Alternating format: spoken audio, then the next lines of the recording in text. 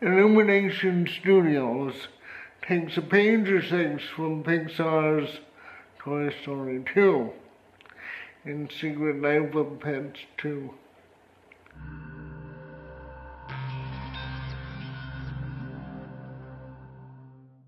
Hi, this is Seth, and I'm reviewing Secret Lives of Pets 2. First off, this is a good film about just growing up and separating from your parents and being okay with that. I'm going to talk about that. I'm also going to talk about how the story kind of wasn't the best because they fragmented it. I feel that this is the first Illumination Studios film that really gets young children, like 3 years old or so, to start dealing with their feelings, which is always good. Secret Life of Pets stars all your favorite characters, Max and Duke, and Snowball, Chloe, and Gidget. And they introduce Tiffany Haddish as a Shih Tzu named Daisy, and Harrison Ford is a farm dog named Rooster, so he's a dog named Rooster.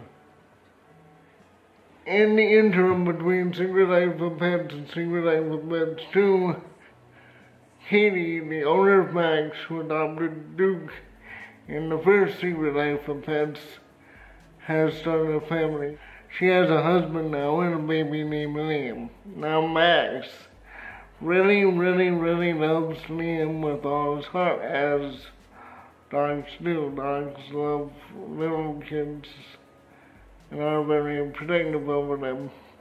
Max keeps Liam out of trouble when the family is walking and Liam gets in trouble. He sees a flock of pigeons and he runs toward them, and Max stops him, and this is all well and good, but Max starts to get really obsessive and nervous. Oh my God, this kid's gonna fail and I'm not gonna be able to protect him. Oh, what do I do? What do I do?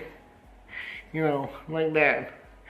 And so Katie takes Max to the vet. The vet says he needs a change of scenery, and the whole family goes to her husband's uncle's farm. Uncle Jeff, I think it is. Anyway, that's the problem, the biggest problem I have with the story, because it's a great schism between pets at home, pets on the farm. And really, Pets on the Farm is the stronger storyline, which should have had precedence, because it's all about Max's growing up, and Rooster is a tough farm dog he's a sheep herding dog, probably like a border collie, but he looks more like a Great Dane to me, or Doberman, because of coloring. He helps Max deal with, he can't fix everything, kind of tough love type of thing, and that's really more important, because this is the part that speaks directly to parents and the kids in the theater, and that's what they're paying. What is it, $10? More than $10 to see? The other story involves Tiffany Haddish's Daisy on a plane, where she goes into the hold of the plane, and she goes underneath this top, and then there's this white tiger named Hu H-U, it's like a Chinese name, and who was terrified because he was out of his element, and Daisy tracks him to this shady circus type attraction. It's run by this Eastern European sounding guy that looks kind of like Gargamel. You know, like Gargamel from the Smurfs. And that's the other part of the story where she wants to find Max because everyone knows that Max knows what to do, but Max isn't there, so she has to rally the other pets like Chloe and Gidge and Snowball and stuff like that. That could have been a strong plot point too, because we're talking about, I guess it would be an illegal immigrant thing, where illegal immigrants are, you know, forced by snakeheads on the boats, and they get here and then they're forced into labor, which is basically what you do with a tiger that's brought into this country illegally. That's a little political for a kid's film. I think Pixar could pull it off, because let's face it, Pixar can pretty much pull off anything it wants to do. They have the best scriptwriters. They make the best films, let's face it. I don't remember if they had a movie that wasn't a hit, that didn't hit all the marks, but let's put that aside. So on the farm, where I'm just growing and just existing and broadening of horizons for Max and Duke, I like that part of the film, but then again I had a problem with not with Tiffany Haddish's character, dog, but with the whole thing, because you remember the car chase in Toy Story 2? There was a car chase in Secret Pets of Life 2, and you know, they had to catch the bad guys, and it was a similar scenario to Toy Story 2. And Toy Story 2 is, what, 21, 22 years old, something?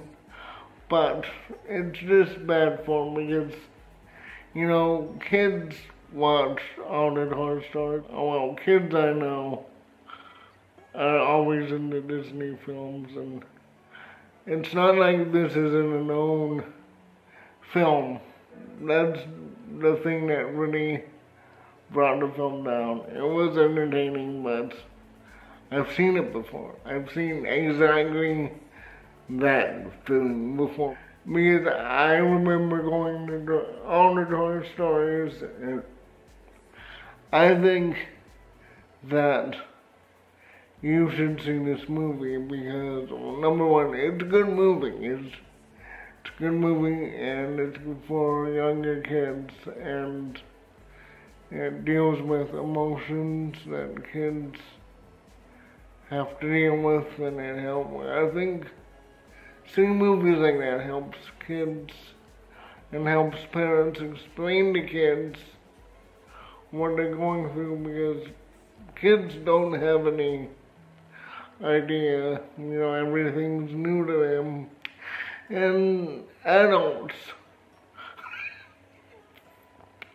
don't have any idea sometimes too, because it could be all new to them if this is your first kid, and it's hard to bridge the gap of understanding. But if you have a movie like Secret Life of Pets 2, it's much easier, because you can say, remember when Max did this, remember when Duke did this, you know, do you feel like that?